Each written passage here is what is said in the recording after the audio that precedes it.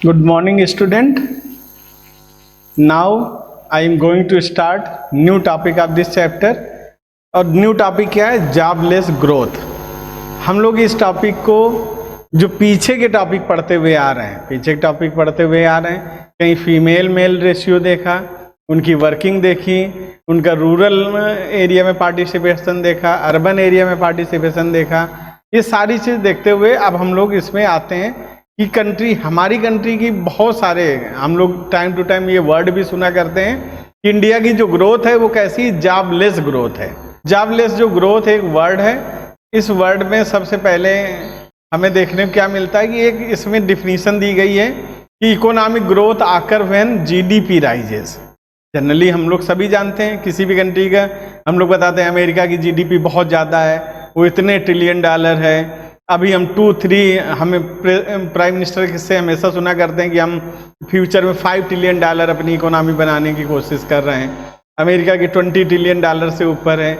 ऐसे बहुत सारे अलग अलग यानी कंट्री के, चाइना भी ऑलमोस्ट इसी कंडीशन में पहुंच रहा. तो जीडीपी, इसका मतलब क्या हुआ कि जीडीपी जैसे ही बढ़ती है हम ये मानते हैं कि हमारी कंट्री की इकोनॉमिक ग्रोथ ज़्यादा हो रही, हमारी कंट्री में ग्रोथ हो रही है. तो ये इस बात को लेकर के इस कॉन्सेप्ट को हम लोग डिस्कस कर रहे हैं. तो इसमें दो चीज़ों की हमेशा हमें ज़रूरत होती है कि अगर जीडीपी ग्रोथ हो तो दो चीज़ें हमें अचीव होनी चाहिए.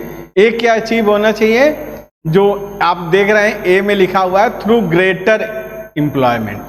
पहला तो ये अचीव होना चाहिए कि लोगों को ग्रेटर एम्प्लॉयमेंट मिले, ज़्यादा मिले. दूसरा थ्रू बेटर टेक्नोलॉजी. इससे अचीव करना चाहिए, बेटर टेक्नोलॉजी आनी चाहिए. तो हमारी जैसी कंट्री जो पुअर कंट्री है वहाँ पर हम लोग देखते हैं एक स्ट्रेटेजिक अनएम्प्लॉयमेंट देखने को मिलता है.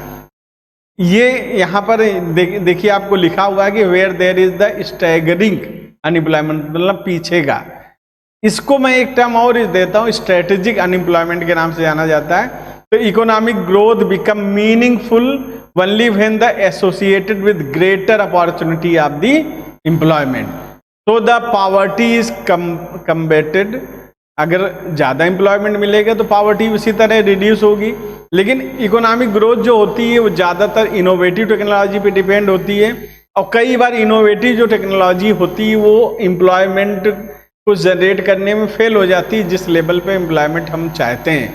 तो इसका मतलब कि ग्रोथ तो हो रही होती है, लेकिन वो कैसी ग्रोथ हो जाती है? जॉबलेस ग्रोथ हो जाती है.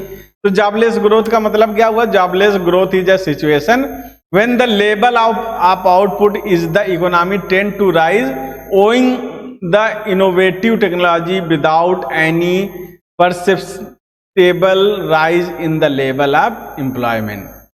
तो क्या होता है कि इकोनॉमी डेवलप करती चली जाए लेकिन लोगों को एम्प्लॉयमेंट न मिले, लोग अभी भी बहुत पॉवर्टी लाइन के नीचे हों.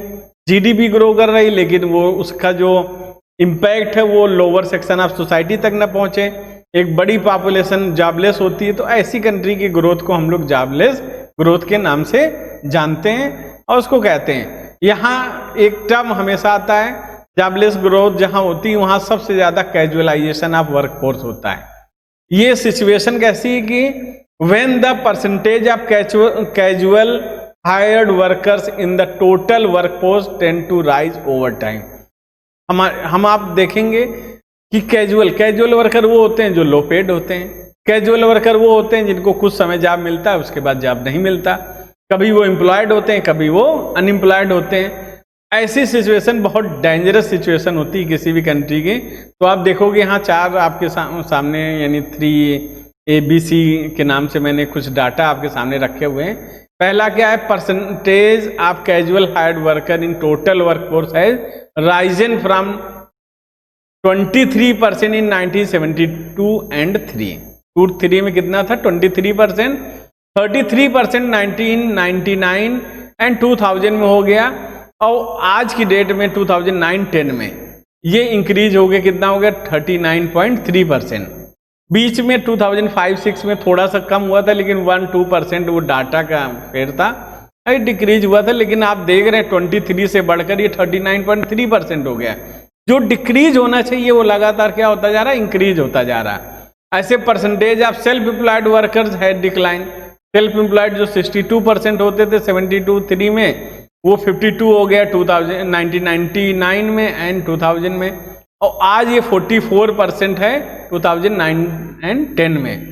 तो पहले ये लगातार क्या होता जा रहा है, डिक्रीज होता चला जा रहा है। 62 से 52 आया, फिर 44 पहुंच गया, आज की डेट में ये 39.6 है। तो ये भी लगातार डिक्रीज ही होता चला जा रहा है। ऐसे percentage in regular hire worker में ये टोटल वर्कफोर्स में क्या हो रहा है, 15% था 72 में 19, फिर इसके बाद ये क्या हो गया, इसके 15% के बाद यहाँ पर एक थोड़ा सा चेंज है, ये बढ़ करके 16 हुआ और 16.8 हो गया 2019 में।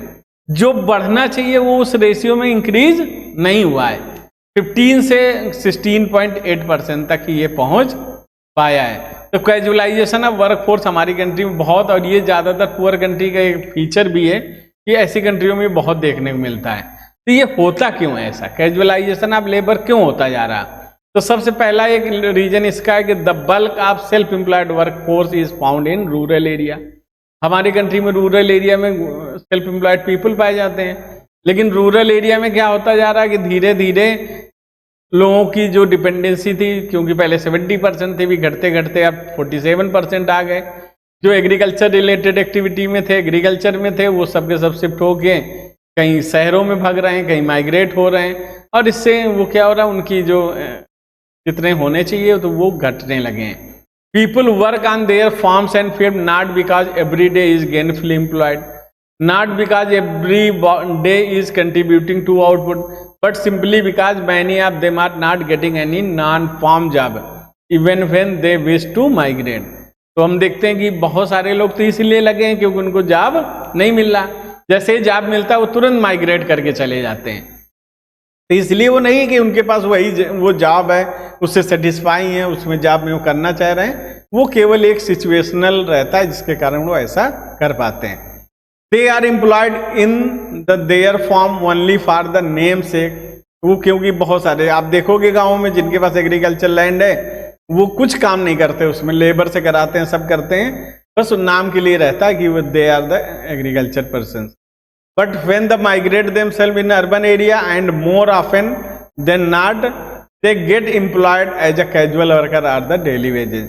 जैसे यहाँ से मूव करके सिटी एरिया में जाते हैं, वो कैजुअल वर्कर के रूप में काम करना स्टार्ट कर देते हैं, डेली वेजेस के रूप में वो काम करना स्टार्ट कर देते हैं। तो इसलिए कैजुअलाइजेशन जो होता है वो और इंक्रीज हो जाता है, सेम एम्प्लॉयमेंट इसलिए डिक्रीज होना शुरू हो जाता है।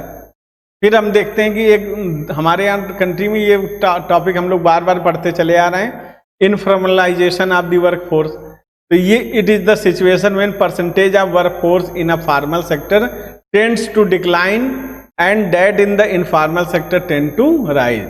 ये क्या हो रहा है, फॉर्मल सेक्टर्स में डिक्लाइन हो रहा है, इनफॉर्मल सेक्टर में राइज हो रहा है, इसीलिए कैजुअलाइजेशन ऑफ लेबर बढ़ रहा है। तो फॉर्मल सेक्टर एक्चुअल में है क्या, it refer to organise sector of the economy, it include all public sector, private department which hire 10 और मोर वर्कर्स।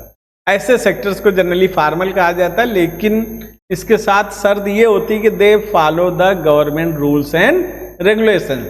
इनफॉर्मल सेक्टर्स क्या होती है, it refer to unorganise sector of the economy, it include all such private enterprises which hire less than 10 worker. क्योंकि इनको government rule follow करने की कोई यानी ऐसा रूल नहीं बना कि उनको फॉलो ही करना है। तो ये एक सबसे बड़ा वो रहता है और इसलिए ये देखने को मिलते हैं। फिर हम देखते हैं डिफरेंस क्या है फॉर्मल सेक्टर और इनफॉर्मल सेक्टर वर्कर्स में। तो फॉर्मल सेक्टर वर्कर्स की क्या बेनिफिट है कि work in organise sector of economy, कि ऑर्गेनाइज सेक्टर ऑफ इकोनॉमी में काम करते हैं, are entitled to social security benefit, जैसे प्रोविडेंट फंड मिलता है, ग्रेजुएटी मिलती है, पेंशन मिलता है, can form trade unions, trade unions बना सकते हैं, are they protected by various labour law against the uncertainties of the market. जैसे उनको क्या मिलता है कि अनसर्टेन सिचुएशन में उनको निकाला नहीं जा सकता, ये हमेशा फॉर्मल सेक्टर्स का रहता है। उसके साथ साथ उनको इकोनॉमिक सिक्योरिटी मिलती है, टाइम आवर फिक्स होते हैं, एक पीरियड ऑफ टाइम के बाद उनको अदर बेनिफिट भी मिलते रहते हैं। जबकि इनफॉर्मल सेक्टर्स में क्या होता है, वर्क इन अनऑर्गेनाइज सेक्टर्स में जो काम करते हैं उनको बोला जाता है are not entitled to social security benefit, किसी तरह के सोशल सिक्योरिटी बेनिफिट उनको नहीं मिलती है। Can not form trade in, trade union भी फॉर्म नहीं कर सकते। Remain unprotected by labour laws and are therefore highly valuable to uncertain of the market. और इनकी सिचुएशन सबसे ज़्यादा अनसर्टेन होती है, क्योंकि मार्केट में कोई भी अनसर्टेन सिचुएशन क्रिएट हो, इनको वो प्रॉब्लम फेस करना ही पड़ता है। तो ये कुछ ऐसे हैं जिनको हम देखने को मिलते हैं। ये डिफरेंस है इसमें फॉर्मल सेक्टर, इनफॉर्मल सेक्टर। इसी को ऑर्गेनाइज सेक्टर और अनऑर्गेनाइज सेक्टर भी कहते हैं। और इस तरह से ये दोनों सेक्टर्स ऐसे हैं, किसी भी कंट्री में ऑर्गेनाइज सेक्टर्स या फॉर्मल सेक्टर्स का बढ़ना जरूरी होता है, अनऑर्गेनाइज सेक्टर्स का बढ़ना जरूरी नहीं होता। और इससे क्या होता है कि अनऑर्गेनाइज सेक्टर से कंट्री में पॉवर्टी बढ़ाती है, अनसर्टेन सिचुएशन बढ़ाती है, पीपल प्रोटेक्टेड फील नहीं करते हैं। ये एक ऐसा है जिसको हम लोगों ने इस टॉपिक में कवर किया। फिर इसके बाद कुछ क्वेश्चंस हैं। एक क्वेश्चन क्या है, व्हाट इज जॉबलेस ग्रोथ। दूसरा क्या है, what is casualisation of workforce. What is informalisation of workforce. Discuss the problems of casualisation and informalisation of workforce in India. Last question है, discuss the issue related to formal and informal sector employment. Explain how privatization has led to informalization of workforce in India. ये questions आपको करने हैं। Okay.